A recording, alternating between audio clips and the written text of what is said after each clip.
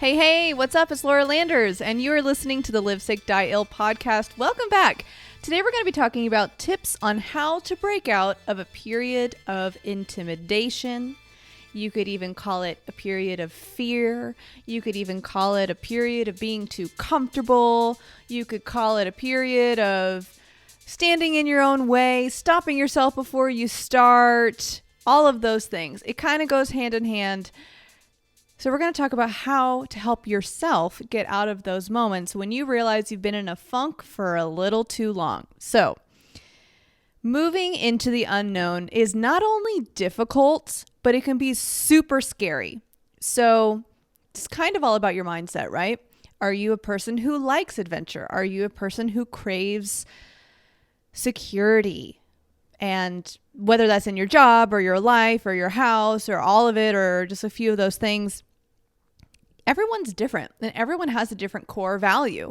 And this specifically talking about being intimidated, moving forward in life, I'm going to be using the career point of view, but just know that this can be associated with any part of your life, whether it's having kids or buying something really big like a house or breaking up with someone that you've been in a relationship for a really long time with that you just never thought you could break up with, but you realize that you're settling. I mean, it's just, there's so much that this can be applied to. So please don't count yourself out when I'm only talking about a career in this point of view. So moving forward can be scary. The unknown can be scary. And like I said, are you viewing it from an adventurous, spontaneous, like, oh yeah, I love adventure, so that means bring on change and bring on the unknown because that means something's new and exciting and fresh, because maybe you get bored really easy with life, or maybe you're on the other spectrum of it where you're like, I need a house over my head, a steady income, I've got 2 kids, I need to know that I am safe where I am, and anything else that is going to adjust my life is scary. Maybe that's where you're at right now. So this whole podcast is going to be somewhat of a shorter podcast because it's more of just practical tips. Unless, I blab like way too long, then sorry, but not sorry. You're choosing to listen to this podcast, which I'm really thankful for. So this can kind of be viewed as standing in your own way or stopping yourself before you start. In fact, I am your number one victim. Your number one victim? My own person. I always, like, since the day I was born, my internal flaw, if you will, is that I stop myself before I start. So I'm always the person to give myself an excuse, or even better yet, one step further from an excuse, I'm the kind of person who's going to not even have a chance to breathe in oxygen. That's how fast my brain works in this department, to tell myself there's a reason why I shouldn't do it. That is how quick my brain works in this department of stopping myself before I start. If you are that way, let me know, because it is an unfortunate way. Maybe you're like, Laura, I don't want to tell you I'm that way. I'm trying to break out of it. Me too, girl, or guy, or whatever. Sorry. Not sorry. So let's talk about it.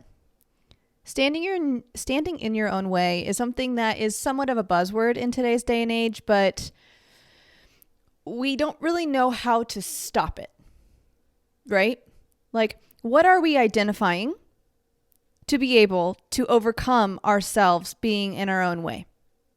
Because you can't just say, hey, get out of your own way. And you're like, yeah, I should get out of my own way. You're right, man.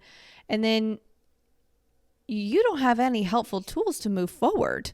Like, how are you standing in your own way? What can you do to get out of your own way? And how do you implement that into your daily life so that you are now making new decisions to transform your mind, to therefore transform your life and your future? Right? So here are some tips on how to break out of standing in your way, or just in a period of intimidation, or being too comfortable in life to move forward, start anything new. But let me just tell you a little story. So it's kind of funny. When Jordan and I were dating, we dated on and off. He's the only person I've ever dated on and off. When we finally got back into like our, I'm gonna let you back into my life, but just be friends kind of stage before he got in his accident. Well, actually, he got in his motorcycle accident. If you didn't know, Jordan got in this horrific motorcycle accident. He was on his motorcycle. A lady ran a red light and ran right into him. And his like leg essentially exploded. And he was in the hospital for 2 months. And during the time that we were in the hospital for 2 months, now him and I were just friends, but that motorcycle accident kind of made us realize like, yeah, we're going to get married. Like, I really care about this guy. And God told me to stay in the hospital with him every single night. And so there was a period, probably, I can't even remember now, but I want to say it was like a month to 6 weeks that we were in the hospital. And our doctor, we presented this idea where like, we really want to go to this church conference. It's about the unknown. Like the title of the conference was like, I don't know, step into the unknown or don't fear the unknown or unknown. I don't know. Something, maybe it's just unknown. And weirdly enough, Jordan was like on all of these machines with his leg. Like the doctor shouldn't have let us go. But he was like, yeah, sure. Just take the machine. Here's a wheelchair. Jordan couldn't walk. He was in a wheelchair the whole time. I was like his nurse. Go for the weekend and then come back to readmit yourself back into the hospital and we'll continue. I'm like, what? This is insane. So we went to this church conference. It was all about the unknown. And that conference, if it wasn't for that conference, I probably wouldn't be so adventurous about the unknown. But essentially, we went to the conference 2 days in a row. So imagine being in a wheelchair in downtown LA that has no pavement, road, sidewalks for people that are in wheelchairs. Let me just tell you. And we got so much out of that conference. Jordan, unfortunately, was in a lot of pain. I don't know why we went to that conference. This is just another funny thing to add to that whole hospital journey of ours. But that whole conference over the 2 days basically told us, hey, you should look at the unknown as the chance for God to let you have more faith in him. And yeah, that's kind of a standard way of thinking about faith.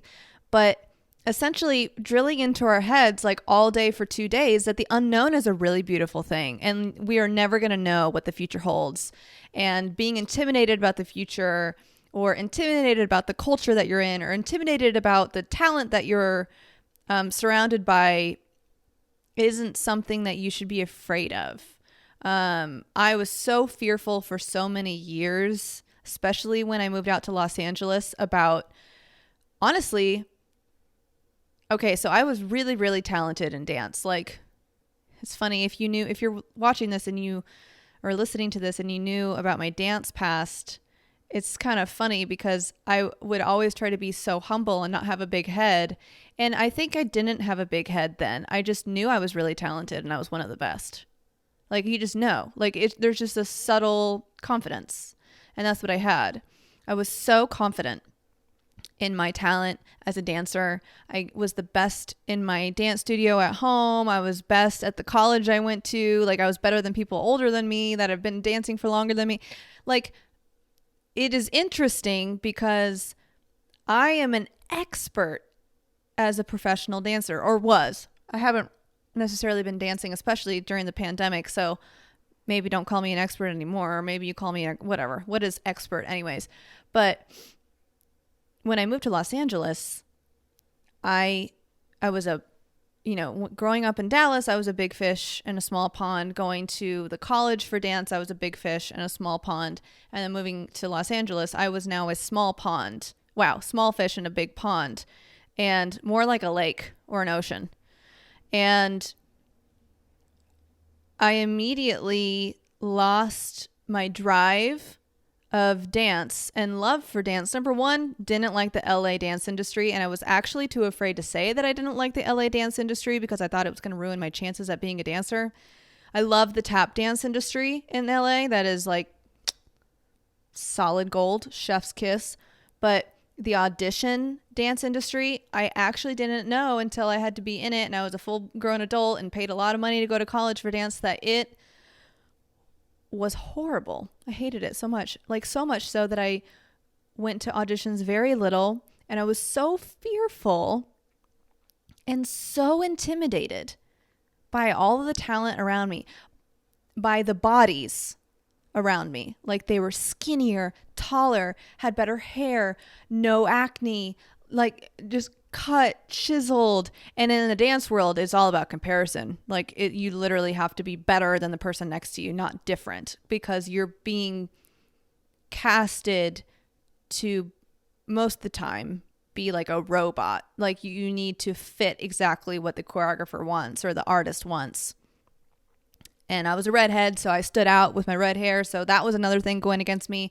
And the more I was in the industry of the dance world in Los Angeles, the more I was getting fearful and the more I was getting intimidated, and I stopped. I just stopped being a dancer.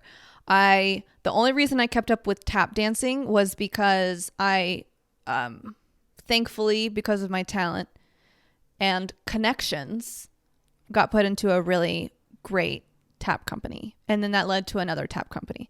And that was the only reason I stayed in dance. And the community, the tap community is so normal.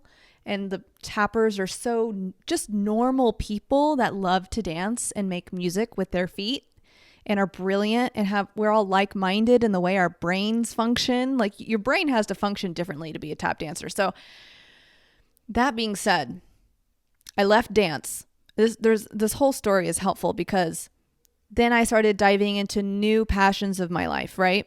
And I think that it is somewhat of a natural thing we do as human beings, is either we have to leave a passion of ours or we die to a passion of ours because we're trying to get more money and we work a different job, whatever it may be.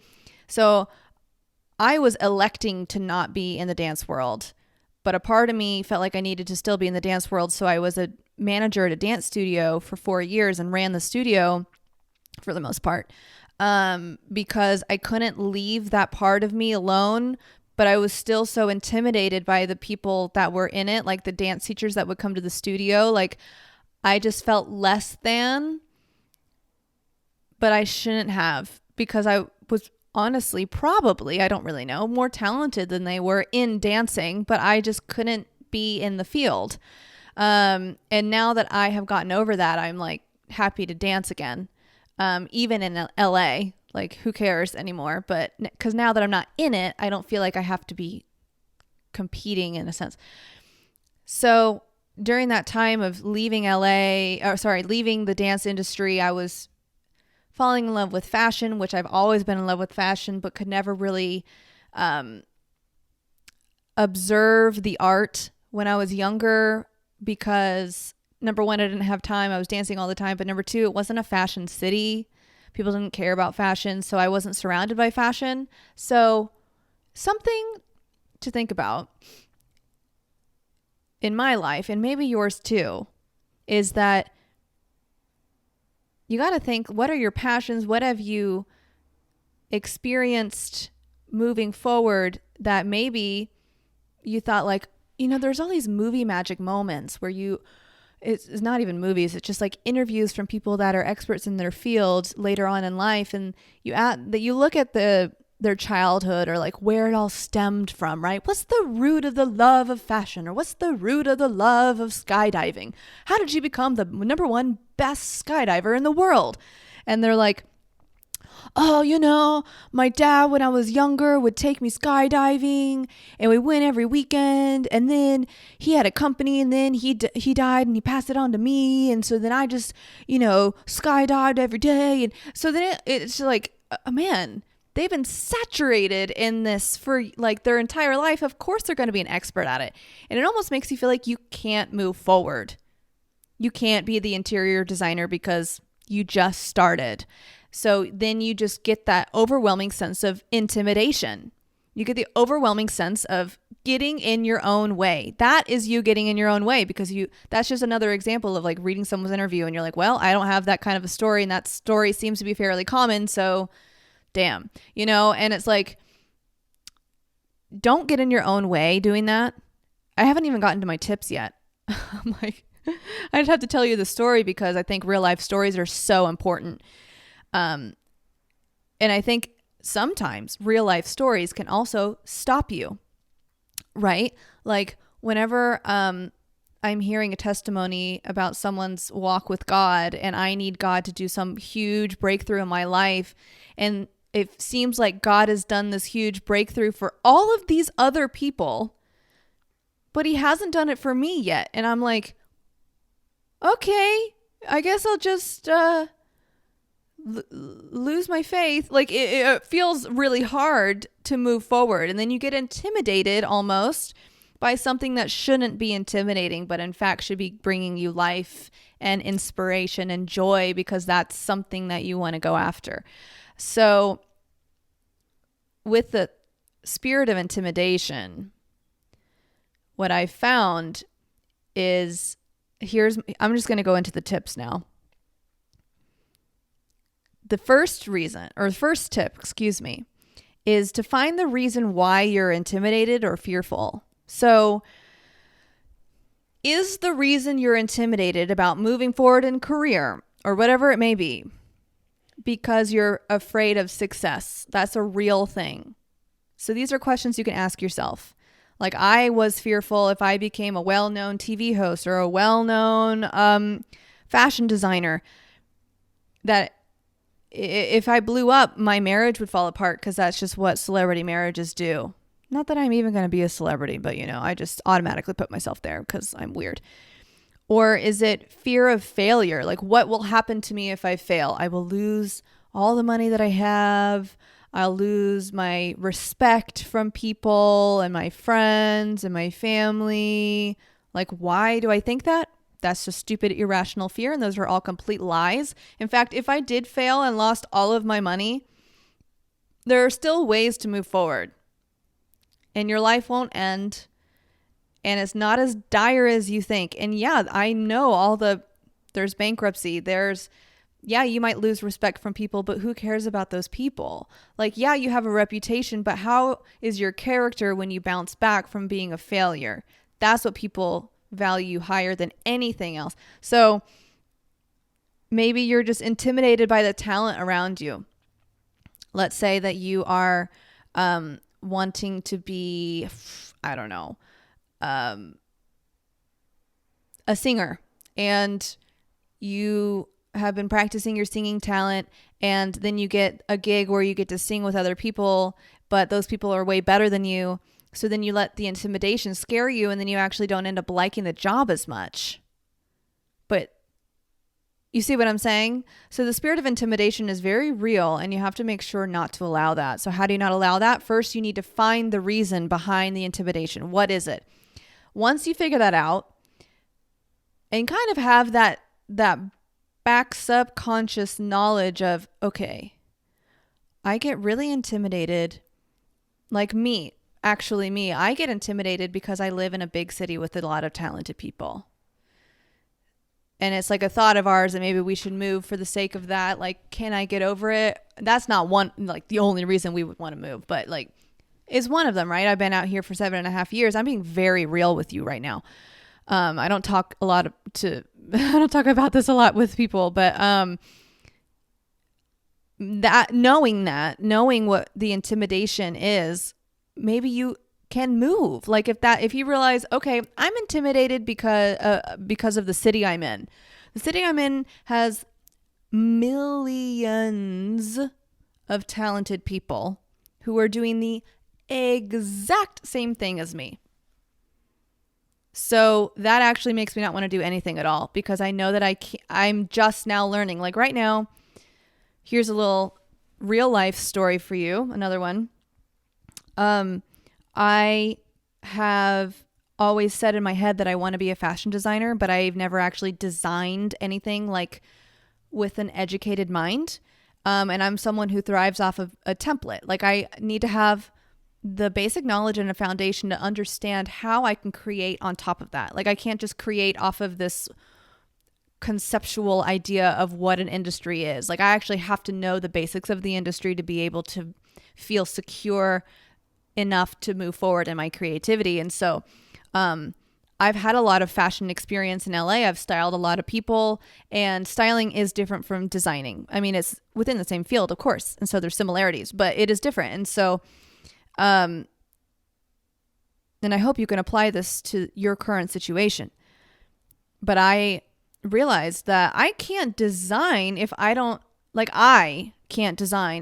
have the basic knowledge. Like, so I bought a couple of fashion books, and I'm now starting to actually learn the design, fashion, even just the vocabulary.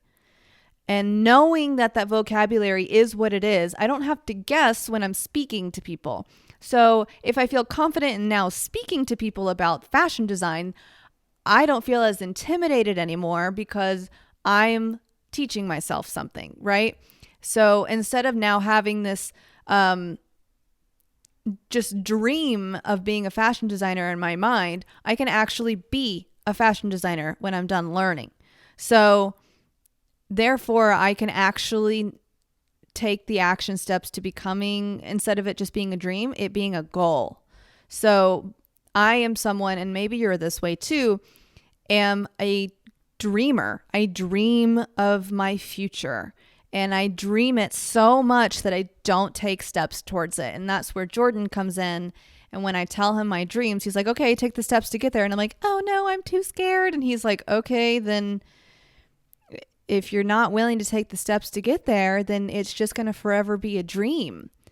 And I don't know why I am that way. I just am. So I'm thankful to have a partner who is an actions kind of a person and helps me. God paired us perfectly together, because otherwise I would not be successful in anything. So thank God for him. So I've realized that now there's a lot of joy in taking the steps, and there's not as much intimidation or fear when you actually take the steps and learn. So my next thing, besides finding the reason why you're intimidated or fearful or standing in your own way, is to stop listening to what other people are telling you. Hold on. Don't go too far with this. But you need to figure out what you should do. So there's this weird thing that's been happening in society for probably forever or since like the modern era came about, maybe even starting in like 1920s or something, where if you split men and women up,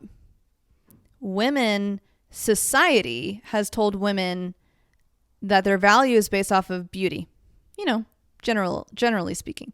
And men base their value off of being the man of the house, like doing, protecting, making the money for the family, being productive all the time, like gains, my guy. Like, do you know what I mean? Like, men are kind of viewed as needing to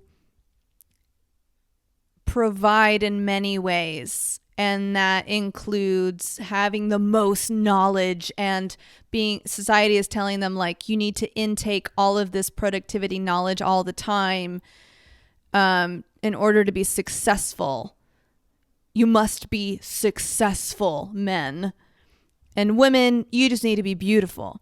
And now that we are in 2021, what's really interesting is because men and women are trying to become more equal, in society, you see men feeling like they need to be really attractive in order to keep their wife or even get a girlfriend or a boyfriend, and that the women need to be super productive all the time. Like, I need to be building my own business. It's 2021 and I'm a female and we run the world. And I'm not saying this is bad. This is just what society is kind of doing to us, right?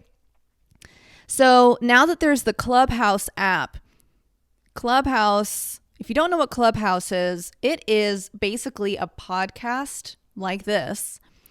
However, if you're watching on YouTube, you're seeing me. Clubhouse is an audio only app that's live, and you cannot listen to it again. And it's like a room, and you can join that room, and you can either join the room and speak, or you can just join the room and listen, depending on the rules of the room. And it's all about different types of topics, right? Like you could either be talking about faith, or you could be talking about advertising, or you can be talking about cultural differences, whatever. It's just anything. You can literally talk about anything. Movies. And what I'm seeing is this weird like influx of people that feel the need to listen to Clubhouse in order to feel super productive. Like if I'm not listening to something on Clubhouse, I'm not learning.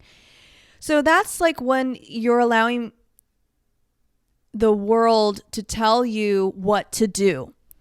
Like, okay, Laura, everyone's on Clubhouse right now. You should be on Clubhouse. Are you listening? Are you listening to a room right now in Clubhouse? Are you learning right now? You should be learning while you're working from home. If you're not listening to a Clubhouse room right now, and while you're trying to do a really good job at your job, you are failing. Like that's what it feels like. And that's insane. That is actually insane. Are you a victim of that? I don't know. I thought I was a while back. Now I'm not. But that is, if that's not the way you function, that's going to be really toxic to the way that you view the world or the organization that you're in or the community you're in or the industry you're in. And if you're like wanting to be a social media manager, and so you're working in social media managing, you're listening to social media managing podcasts and Clubhouse rooms and all of that stuff, and you're like saturating yourself in social media management so much so that you don't have a life, you can get really intimidated real quick. Like very bad quick. I've been there. So don't always do what people are telling you to do, or don't always do what society is telling you to do. You need to have a mind of your own. Okay, moving on. The next tip is get humble and learn what you need to learn. This is kind of what I said talking about me with my fashion design. I sacrificed $100 and I bought 2 fashion textbooks that are like rated some of the best. And I'm learning. I'm learning what I need to learn so that I will not be intimidated anymore. So something that I used to do, and I hope you don't do this anymore after hearing this, because it kind of goes along with that interview story I was talking about, where experts or successful people in the industry get interviewed, and then you just hear their backstory, and you feel that their backstory is part of their experience. So before I realize now I'm not a fashion designer. I want to be, but I'm not one right now. Like I don't actually have the skills, and I'm learning. Before I was that, I would probably at one point have said I was a fashion designer because I wanted to be a fashion designer, and I thought it's just like this weird conceptual idea. So I felt like I was sort of living it out. Weird, right?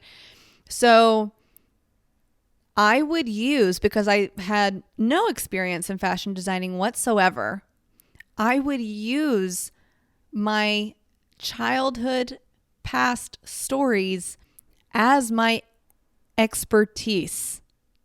Man, I hope I don't sound crazy right now, because I feel like people do not talk about this, and I really want it to be a normalized conversation that we probably have all done it, but let's actually take real steps to becoming the person who you want to be. I want you to actually become who you want to be, or do what you want to do, or live where you want to live. You have to take the action steps. So instead of just like letting this weird subconscious idea of your dream become reality, it's not reality yet until you take the steps.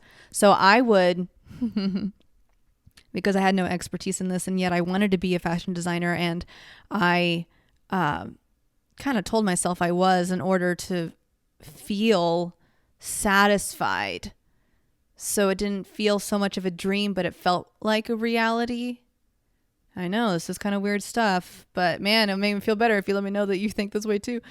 I would use my past stories about making handbags when I was like 10 years old in my bedroom from old jeans and scraps of fabric. I would like glue them together and I'd have a handbag, and I loved that. That was like one of the highlights of my creative childhood.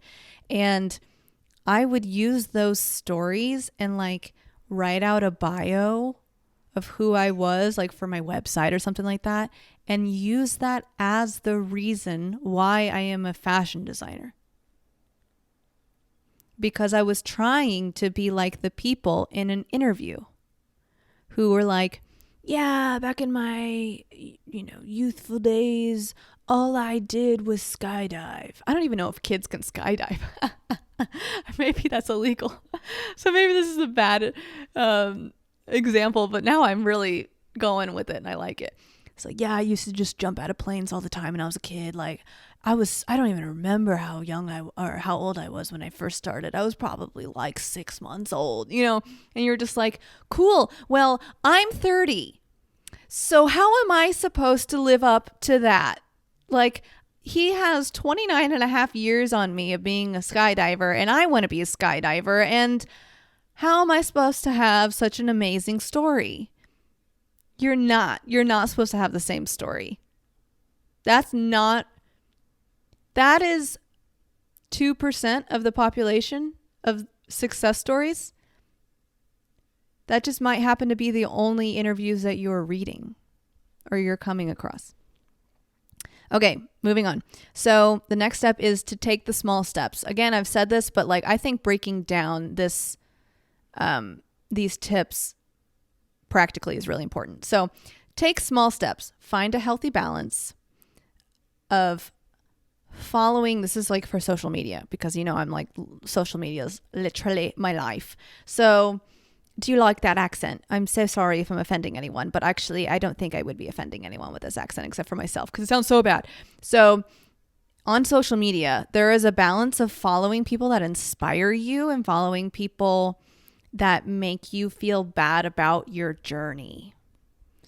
You know those people. I feel like those people are highlighted way more in your mind than the people that inspire you.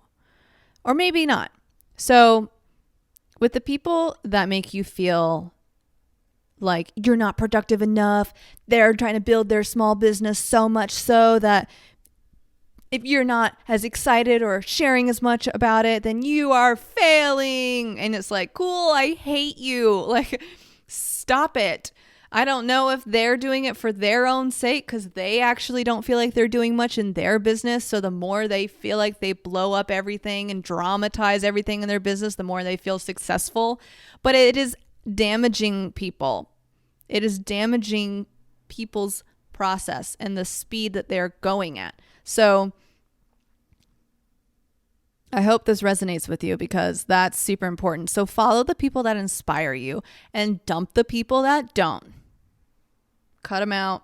Now, if you're like part of this community, this is for people that are like really into social media. If you're like a part of a social media engagement group, like off of Instagram, because I don't think Instagram allows you to do that anymore. And you have to have those people in your life.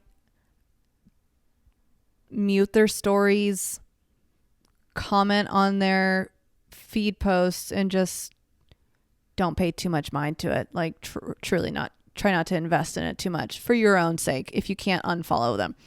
And the last thing I want to say is start thinking positively about the unknown and about change. Let dreaming be fun because there's a time where you can go from, oh yeah, I'm a dreamer to, oh, I need to be realistic about my dreams. And then you're realistic about your dreams and it's not fun anymore. So allow yourself to keep dreaming.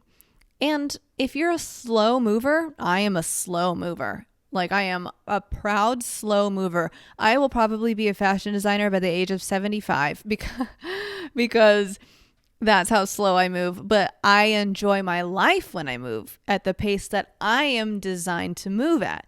That way I don't get intimidated or burned out or step in my own way when I am having to overcome so many of my own obstacles that do make me stop before I start. So I must move slow. So start thinking positively about the unknown. Like, what does that look like for you if you actually viewed the unknown as not scary and not earth shattering and not something that's going to shake your foundation? But if you have a solid foundation, which is, kind of all the things I just said, like finding the reason why you're intimidated or fearful, making sure that you are not listening to what society is telling you or the world is telling you when it's not necessarily right for you. Getting humble and learning what you need to learn. You're learning the basics. You're setting your foundation for whatever it is that you want to take charge in your future. And then you're taking those small steps, right? That's the foundation. Maybe I should have titled this, or maybe I will title this podcast, Setting a Foundation for Yourself, because this is the only way you're going to be able to move forward. So setting a foundation, not only in your dreams or the industry that you're moving forward to or towards, but having a foundation spiritually, having a foundation physically. That's every part of this is like the lifestyle subject of it, right? So like having a foundation of your health, physical well-being, your eating habits, like having a foundation there, having a foundation with your family, having a foundation with your career, having a foundation with your dreams. There's even more categories. You can split it up as small as you want, or you can keep it as large as you want. But having a foundation is the only way to not be shaken. Financially, like people talk about this, right? Like if you have a foundation financially of like a good savings account so that you are protected from your future, because life will happen. I was just in this financial course for 5 weeks, and this last week, yesterday, he was talking about how 1 out of 4 people will have a hospitalization medical bill type of situation where you will be debilitated, not necessarily physically debilitated, but debilitated either physically, which means financially, or just debilitated financially because you had to have a health scare. 1 in 4 people. Or 5 people, is 1 in 5 people. So that's a big deal. So having your financial savings prepped for when that happens, like we had this is not totally off topic, but Jordan and I, we had our car catalytic converter, O2 sensor, muffler, whatever else, stolen from one of our cars. And and we have to get the brakes fixed. Like it's just a lot of money that has to get poured into this old car. And honestly, it's no hair off my back. Is that the saying? Just no hairs plucked off my back there, because we saved money for emergency situations like that. It did not shake me at all. At all. It's still not shaking me at all. I'm like, man, I had to use some of the savings. But I'm like, that's literally the reason for savings.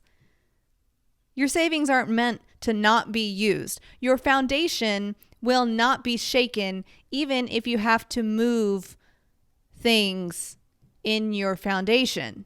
You get what I'm saying? So let life happen. But if you have a foundation and something goes wrong, like if you fail, you're still going to have a great marriage or whatever, great family. You're still going to have friends. Maybe you won't have finances for a minute, but money is money. You're always going to get it back somehow. That's life. So take heart, my friend. Don't let the unknown intimidate you, or don't let the talent surrounding you intimidate you, or don't let the place you live intimidate you. Now, if any of that is something you cannot get over, change your situation. Move. Get out of the industry. Change your path. Don't stay in a place that is not good for you, that you know you cannot overcome. That is where free will comes in. We can make decisions. If you're a person of faith, you can make decisions that you're not necessarily hearing from the Lord. And if he's not telling you, no, don't do this, he's going to help you along the way because he has given you free will. So I'm preaching that to myself. So I hope this helped you. I love you guys. Don't be intimidated. Here's your solid foundation. And I'll catch you guys on the next episode. Follow us on the Instagram. Do your thing on YouTube. Like, subscribe, ring the bell. If there even is a bell anymore, I don't even know. Thank you so much. We'll see you guys later. Peace.